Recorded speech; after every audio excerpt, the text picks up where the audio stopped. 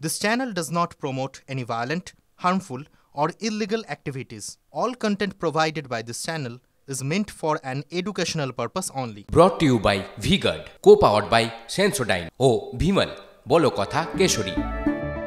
Associate sponsor Ultratech Cement. আমরা এই মুহূর্তে একবার হুগলিতে চলে যাই। হুগলিতে আমার সহকর্মী প্রদীপ্ত কান্তি আমার সঙ্গে এই মুহূর্তে সরাসরি রয়েছেন। প্রদীপ্ত, হুগলিতে এমন দুই হেভিওয়েটের লড়াই যা সবার কাছে পরিচিত মুখ, একদিকে লকেট, একদিকে রচনা। একজন রাজনীতিতেও বেশ পোড় খাওয়া, আর একজন সদ্য অভিনয় জগৎ থেকে রাজনীতিতে আসা কিন্তু খুব চেনা মুখ। এই মুহূর্তে তুমি যেখানে রয়েছো সেখানে ছবিটা কেমন, এবং দুই দলের কর্মীরা তারা কতটা উদ্দীপ্ত? এই জাস্ট কাউন্টিং শুরু তো তার কিছুক্ষণ বাকি, আর জাস্ট কয়েক মিনিট বলতে গেলে।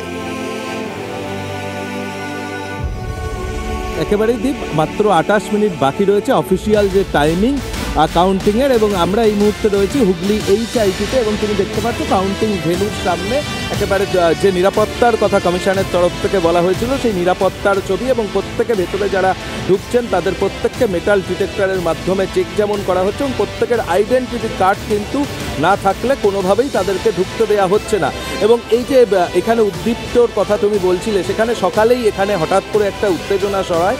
দুপক্ষের যখন এজেন্টরা তারা ভেতরে ঢুকছিলেন কাউন্টিংয়ের জন্য, সেই সময় এক পক্ষ অর্থাৎ তৃণমূল কংগ্রেসের তরফ থেকে জয় বাংলা, পাল্টা বিজেপির তরফ থেকে জয় শ্রীরাম স্লোগান দেওয়া হয়, এবং সে সময় পুলিশের সক্রিয়তা কিন্তু পরিস্থিতি খুব দ্রুত মোকাবিলা করে, এবং পুলিশের সক্রিয়তার জন্য আমরা দেখতে পাই যে পুলিশের তরফ থেকে দুপক্ষকে সরিয়ে দেওয়া হয়, এবং বিজেপি এবং তৃণমূল কংগ্রেসের যে কাউন্টিং এজেন্টরা রয়েছেন তারা ইতিমধ্যেই ভেতরে প্রবেশ করেছেন। তবে দুই দলের যে প্রার্থীরা রয়েছেন লকেট চট্টোপাধ্যায় এবং রচনা বন্দ্যোপাধ্যায়, যাদের মধ্যে মূল লড়াইটা, আর তাদের কেউই এখনো পর্যন্ত এসে উপস্থিত হয়নি। গতবার অর্থাৎ 2019 সালে লকেট চট্টোপাধ্যায় এই আসনে 73,362 ভোটে তিনি পরাজিত করেছিলেন তৃণমূল কংগ্রেসের রত্না দেনাককে। এবার ফলাফল কি হবে, হয়তো 12টা-1টার মধ্যে গোটা চিত্রটা পরিষ্কার হবে। এবং এক্ষেত্রে গতকাল আমরা দেখেছিলাম রচনা বন্দ্যোপাধ্যায়, তিনি বলছেন ভোটের ফল যাই হোক না কেন তিনি মানুষের সঙ্গে থাকবেন এবং প্রচার করেছেন, এবং লকেট চট্টোপাধ্যায় তিনিও বলছেন মানুষের সঙ্গে থাকবেন এবং জয় তাদের পক্ষে। দু দলই একে অপরের ক্ষেত্রে তারা দাবি করবেন খুব স্বাভাবিকভাবেই। হয়তো কিছুক্ষণের মধ্যে সেটা পরিষ্কারও হতে শুরু করবে, একটা ট্রেন্ড আসতে শুরু করবে। তবে হুগলির আসন কিন্তু বেশ কিছু ক্ষেত্রে চমক দিতে চলেছে, অন্তত রাজনৈতিক বিশ্লেষকরা বলছেন, এবং রাজনৈতিক বিশ্লেষকরা অনেকে যেটা বলছেন তা হলো এই আসনের মার্জিন হয়তো কোথাও গিয়ে বেশ কাছাকাছি যাবে, এবং সেটা সেক্ষেত্রে হয়তো গত বছর যেভাবে লকেট চট্টোপাধ্যায় 73,000 ভোটে জিতেছিলেন সেই ব্যবধান যিনি জিতুন না কেন তার ক্ষেত্রে হয়তো কিছুটা কম হবে। তবে নিরাপত্তার ক্ষেত্রে কিন্তু কোথাও কোনো আপোষ কমিশনের তরফ থেকে করা হবে না। পুলিশের সক্রিয়তায় সকালে এই HIT-তে যে উত্তেজনার ছবি ধরা পড়েছিল, উত্তেজনা কয়েক মিনিটের মধ্যেই প্রশমন করে দেওয়া হয় পুলিশের তরফে, ফলে সেটা তুমি ছবিটা দেখলেই বুঝতে পারছো। আপাতত তোমাকে ধন্যবাদ, পরিস্থিতির উপর নজর রাখো, তোমার সঙ্গে আবার পরবর্তীতে যোগাযোগ করবো। যেটা বলছিলেন শ্যামলদা, প্লিজ কন্টিনিউ। আমি আর একটা জিনিস বলবো যে ধরুন এই তিনটে মুখ্য দল আমাদের পশ্চিমবঙ্গে, তৃণমূল আছে, CPM কংগ্রেস জোটী যদি আমি ধরি, বা বিজেপি, এর মধ্যে 11 সালের ইলেকশন বদল নয় বদলাতে তৃণমূলের স্লোগান ছিল, তারপরে 14তে লোকসভা ইলেকশন সেরকম, কিন্তু 16তে ছিল উন্নয়ন থেকে ভোট দিন, 21-এ আসলো বাংলার মেয়েকে চাই, অর্থাৎ প্রতিবার স্লোগান পাল্টেছে। ওয়ারাজ আপনি দেখুন এই CPM কংগ্রেস জোট বা বিজেপি, তারা খালি ওই সেটিং কি পিসি ভাইপো কি মাথাকে কবে ধরা হবে, এই যে এক সময় তো খুব মজাদার স্লোগানিং হতো, আপনি তো সেই সময়ও রাজনীতি খুব কাছ থেকে দেখেছেন, শুনেছেন, মানে অনেক ভালো ওয়ার্লিং দেখেছি। আমার মনে আছে একটা ওয়ার্লিং আপনাদের বলি, ওই তখন বামের CPM এর আমল আর কি, তো কাকুগাছির ওখানে একটা ওয়ার্লিং ছিল, সাইট ফর CPIM, এবং সেটা একটা লোক হারিকেন দিয়ে দেখতে খুব লোডশেডিং হতো, তো নিচে ছোট্ট করে YCI, মানে এইরকম মজাদার কিছু পাইনি। যখন আপনি লোডশেডিংয়ের প্রসঙ্গ টানলেই শুধু তো আপনার কাছে একবার আসি। ববি হাকিম সদ্য বলেছেন যে মমতা বন্দ্যোপাধ্যায় তাকে হারতে হয়েছিল লোডশেডিংয়ের জন্য।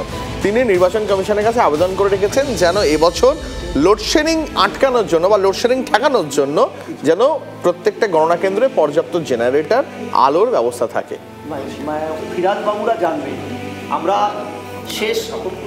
আমরা শেষ এক দশকে কিন্তু এ রাজ্যে দেখেছি কাউন্টিংয়ে ম্যানিপুলেশনটা। তোমরা 18 নির্বাচনটা তোমার চ্যানেল তখন এখানে বোধহয় হয়নি এক্সিস্টিং, আমরা এখানে দেখেছি চ্যানেলগুলো দেখাচ্ছে যে ভোটের কাউন্টিং কেন্দ্রে গিয়ে তৃণমূলের নেতারা প্রকাশ্যে ছাপ্পা দিচ্ছে। তারপরে আজকের এই দশকটায় কিন্তু আমরা দেখছি যে এই মেশিন ইভিএম বা ব্যালেটে ভোটের ক্ষেত্রে ম্যানুপুলেশন নামক এই কথাটা সেটা কিন্তু ছিল না।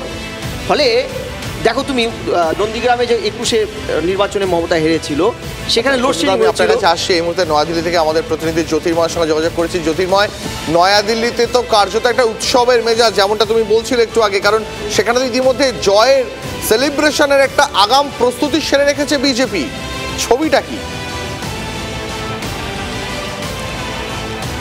দেখো, এই মুহূর্তে আমি রয়েছি কংগ্রেস অফিসে। অর্থাৎ গতকাল আমরা দিনভর যে কথা বলেছি বা যে ছবি আমরা দেখিয়েছি যে বিজেপি তারা সেলিব্রেশনে যাবতীয় প্রস্তুতি সেরে রেখেছে। স্বয়ং মল্লিকার্জুন খাড়গে কংগ্রেসের সভাপতি, তিনি শনিবার ইন্ডিয়া জোটের বৈঠকের পরে দাবি করেছেন যে ইন্ডিয়া জোট 295 আসন পাবে। এই বক্তব্য যে কথার কথা নয়, সেই বাস্তবতা প্রমাণ করতেই সকাল থেকে কিন্তু কংগ্রেস ক্যাম্প সম্পূর্ণভাবে তৈরি। আমি এই মুহূর্তে কংগ্রেসের পার্টি অফিসের ভেতরের ছবিটা দেখাবো, যেখানে একটি ইলেকশনের ক্যাম্প অফিস তৈরি করা হয়েছে, একাধিক এলইডি লাগানো হয়েছে, সেখানে বিভিন্ন চ্যানেলের টিভি চ্যানেলের রেজাল্ট সেখানে দেখানো হবে। এবং এই মুহূর্তে দেখতে পাচ্ছ যাবতীয় ব্যবস্থাপনা এখানে কিছুক্ষণের মধ্যেই নেতারা এসে পৌঁছবেন, যারা মুখপত্র তারা এসে পৌঁছবেন। এই জায়গা মূলত মিডিয়া সেন্টার বা মিডিয়ার জন্য তৈরি করা হয়েছে। যে নির্বাচনের ফলাফল সামনে আসতে চলেছে, সেই নির্বাচনের ফলাফল সবথেকে বেশি গুরুত্বপূর্ণ। এই মুহূর্তে ভারতের প্রত্যেকটা রাজনৈতিক দলের কাছেই অবশ্যই ফলাফল গুরুত্বপূর্ণ, কিন্তু কংগ্রেসের কাছে কার্যত অস্তিত্বের সংকট। তার অ্যাসিড টেস্ট, কার্যত কংগ্রেসের কাছে অ্যাসিড টেস্ট এবারের নির্বাচনটা। কারণ ইন্ডিয়া জোট নিয়ে অন্তত যে হাইপ তৈরি করা গেছে গোটা দেশ জুড়ে, মানে এটা না হলে আর বোধহয় কোনোবার নয়, এরকম একটা সম্ভাবনা কংগ্রেসের মধ্যে রয়েছে। জ্যোতির্ময়, একদমই। আমরা যদি গত 5 বছরের লড়াইটা যদি কংগ্রেসের দেখি, তাহলে দেখবো যে কংগ্রেস একদিক থেকে নেতা হিসেবে রাহুল গান্ধীকে প্রতিষ্ঠা করার মরিয়া চেষ্টা যেমন করেছে, ভারত জোড়ো যাত্রা তার আদৌ কোনো নির্বাচনে কোনো ইম্প্যাক্ট করছে কিনা সেই ফলাফলের একটা ইঙ্গিত কিন্তু আজকের ফলাফল থেকে পাওয়া যাবে। তার পাশাপাশি যেটা গুরুত্বপূর্ণ, বিরোধী জোটে কর্তৃত্ব হারিয়েছে কংগ্রেস। গত 5 বছর ধরে আমরা দেখেছি যে ইউপিএ জমানা সম্পূর্ণভাবে শেষ হয়ে গিয়েছে, ইউপিএ নাম নিশান মুছে গিয়েছে, ইন্ডিয়া জোট তৈরি হয়েছে। তার একটাই কারণ যে কংগ্রেসের নেতৃত্বে ইউপিএ তৈরি হয়েছিল। সেই কংগ্রেসের নেতৃত্বকে এই মুহূর্তে আঞ্চলিক দলগুলি তারা অস্বীকার করছে এবং সেক্ষেত্রে বলা হচ্ছে যে সবার নেতৃত্বের অধিকার সেখানে রয়েছে এবং সেই প্ল্যাটফর্মেই কিন্তু ইন্ডিয়া জোট তৈরি হয়েছে। ফলত কংগ্রেসের কাছে শুধুমাত্র আবারও ক্ষমতায় ফেরা নয়, আবারও বিরোধী বৃত্তে এই মুহূর্তে যে বৃত্তটাকে তারা নেতৃত্ব দিচ্ছে, সেই বৃত্তের কর্তৃত্ব যারা তারা নিজেদের হাতে নিতে পারে, সেটাও তাদের কাছে সব থেকে বড় তাগিদ। তোমাকে ধন্যবাদ, তোমার কাছে আবার আসবো পরে। তবে শহর কলকাতার ছবিটা কেমন সেটা একবার দেখে নিই। সরাসরি চলে যাই নেতাজি ইন্ডোরে, সেখানে আমাদের সহকর্মী সায়ন্ত রয়েছেন আমাদের সঙ্গে। সায়ন্ত, নেতাজি ইন্ডোরে কোন কোন কেন্দ্রে গণনা হচ্ছে সেটা একবার বলো, এবং সামগ্রিকভাবে ছবিটা কেমন সেটা যদি একবার তুলে ধরো দর্শকদের জন্য। কলকাতা উত্তর লোকসভা কেন্দ্রের গণনা কেন্দ্র কিন্তু নেতাজি স্টেডিয়ামে, যেখানে 7টি বিধানসভার গণনা হবে মূলত।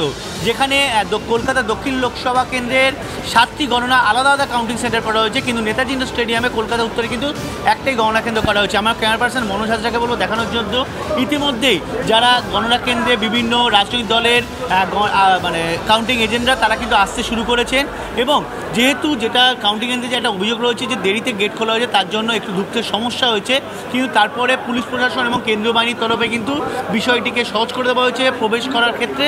তারপর কিন্তু ধীরে ধীরে যে লাইন এখন হচ্ছে অনেকটাই হালকা হয়েছে, কিন্তু সকালের দিকে কিন্তু ব্যাপক লাইন পড়েছিল।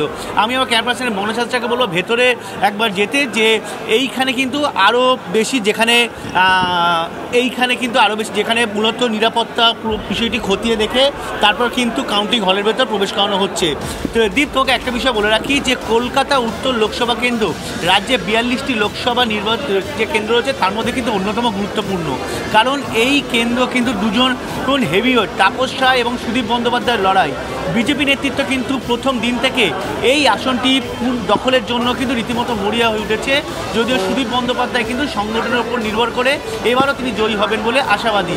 সেই জায়গায় দাঁড়িয়ে দুটি দলের, মূলত দুটি দল বলে ভুল হবে, 3টি দলেরই যারা কাউন্টিং এজেন্টরা রয়েছে তারা কিন্তু নিজ নিজ প্রার্থীদের জয়ের আশা নিয়ে তারা একে একে নেতাজি স্টেডিয়ামে প্রবেশ করে আসছে। আপাতত তোমাকে ধন্যবাদ। আমার আরেক সহকর্মী দীক্ষা ভূঁইয়া রয়েছেন আমাদের সঙ্গে সরাসরি সেন্ট থমাস থেকে। দীক্ষার কাছে চলে যাই। দীক্ষা, তুমি যেখানে রয়েছো একই প্রশ্ন তোমার কাছেও করবো, সেখানকার ছবিটা কেমন যদি একবার দর্শকদের জন্য তুলে ধরো।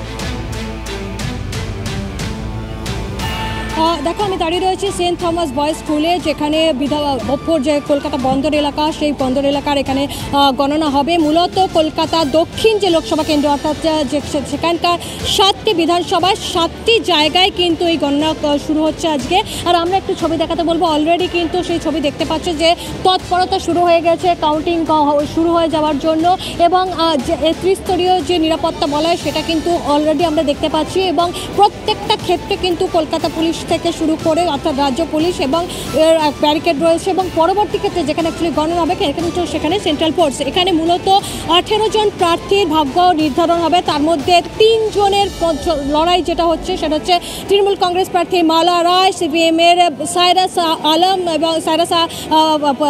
এবং তারপরে হচ্ছে বিজেপির দেবশ্রী রায়চৌধুরী। অর্থাৎ 3 জনের মধ্যে যে গণনার আজকে ভাগ্য নির্ধারণ হবে 7টি বিধানসভা জুড়ে, এবং তার মধ্যে এটি একটি গুরুত্বপূর্ণ, যেটা জানা যাচ্ছে যে 7টি জায়গায় আলাদা আলাদাভাবে গণনা হলেও লাস্ট যে ক্যালিব্রেশনটা সেটা এই সেন্ট থমাস বয়েজ স্কুল থেকেই হবে। অর্থাৎ যত বেলা বাড়বে এখানে যে তৎপরতা বাড়বে, এবং এখান থেকে পুরো ক্যালিব্রেশনটা বোঝা যাবে যে দক্ষিণ কলকাতা দক্ষিণ লোকসভা কেন্দ্রে কে জয়ী হবেন। অর্থাৎ 3 জন যে মূল প্রার্থী রয়েছেন সারাসা হালিম, মালা রায় এবং দেবশ্রী রায়চৌধুরী, তাদের ভাগ্য নির্ধারণ হবে কিন্তু এই 7টি বিধানসভা কেন্দ্র, এবং তার মধ্যে এখানেই ক্যালিব্রেশন হতে চলেছে সেন্ট থমাস বয়েজ স্কুল। আপাতত তোমাকে ধন্যবাদ। Brought to you by V-Guard, co-powered by Sensodyne O Bhimal, বলো কথা Keshari. Associate sponsor Ultratech Cement.